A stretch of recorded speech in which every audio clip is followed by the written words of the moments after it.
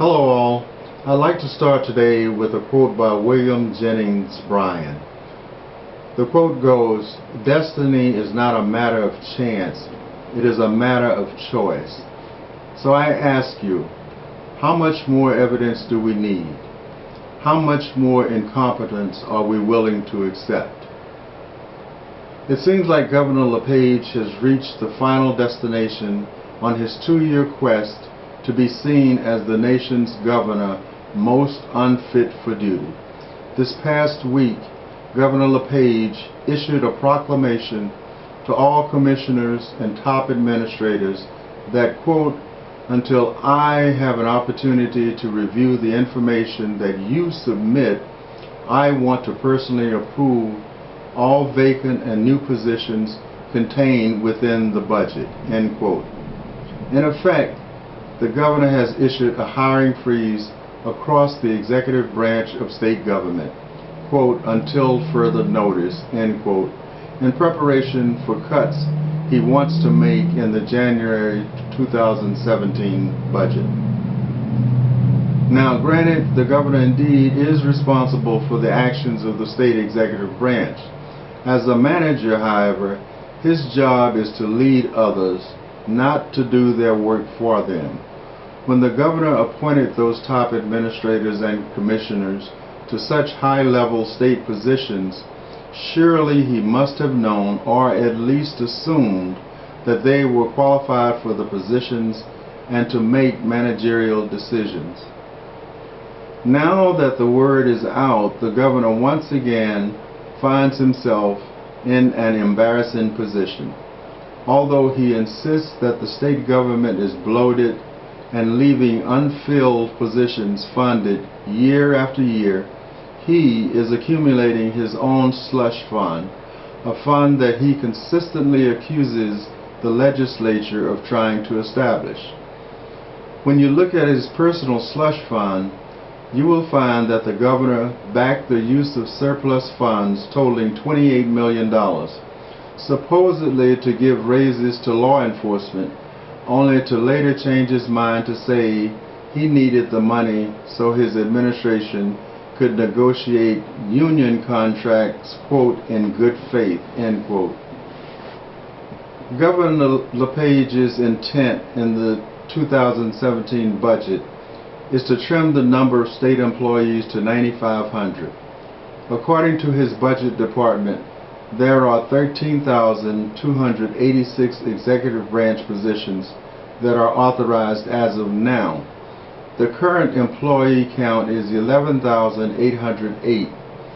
Now, using simple math, this means that some 2,300 employees would have to be laid off to meet the governor's goal of 9,500 employees. The governor has also indicated that he wants to personally review all federal grant applications and renewals. Now, this latest proposal by Governor LePage is one in a long series of initiatives that he has attempted to implement, most of which were not in the best interest of the citizens of Maine. From welfare reform to income tax cuts for the rich, to changes in the sales taxes, to elimination of municipal revenue sharing. Cutting state government to 9,500 employees would severely undermine some state services that are essential to the everyday lives for Maine citizens.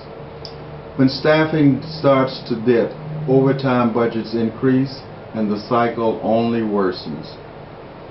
It's a simple fact that one person can't do everything, no matter how smart or how great the governor thinks he may be. Governor LePage needs to recognize that delegation is not a sign of weakness, but a sign of leadership. If he wants to go it alone, he should just eliminate his cabinet, all commissioners, and all top administrators, and see how that works out. At this stage of his administration, and given his actions and outbursts over the last 2 years, the governor seems to relish in the fact that he is the laughing stock of the nation. For him, it appears that he would be more comfortable with the title of dictator or tyrant. He can then disregard the Maine state constitution, bring back the guillotine, go after D-Money, Smoothie, and Shifty, besmirch legislators with vile Vaseline comments, tell the NAACP to kiss his butt without retribution, weaken environmental laws so women can grow, quote, little beards, end quote, continue his assault on undocumented immigrants, continue his optimism about melting polar ice caps and denying climate change, feel free to tell the President of the United States to go to hell, compare the IRS to the Gestapo, and espouse his unhinged desire to blow up press buildings. According to the Maine State Constitution, Article 5, Part 1st, Executive Power, whenever for 6 months a governor in office shall have been continuously unable to discharge the powers and duties of that office because of mental or physical disability, such office shall be deemed vacant. Such vacancy shall be declared by the Supreme Judicial Court upon presentment to it of a joint resolution declaring the ground of the vacancy, adopted by a vote of 2/3 of the senators and representatives in convention, and upon notice, hearing before the court, and a decision by a majority of the court, that ground exists for declaring the office to be vacant. Whether or not the governor has embroiled himself in a sham marriage with the people of the state of Maine for the last 2 years, there are real concerns regarding his stability. For that, I'll let you be the judge. It's clear, however, that something is terribly amiss, and we are all well beyond the 6-month window noted in the Constitution. As Benjamin Franklin once said, we are all born ignorant, but one must work hard to remain stupid.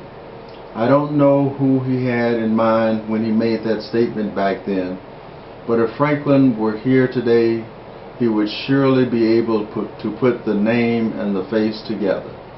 Thanks again for your time, and have a wonderful day.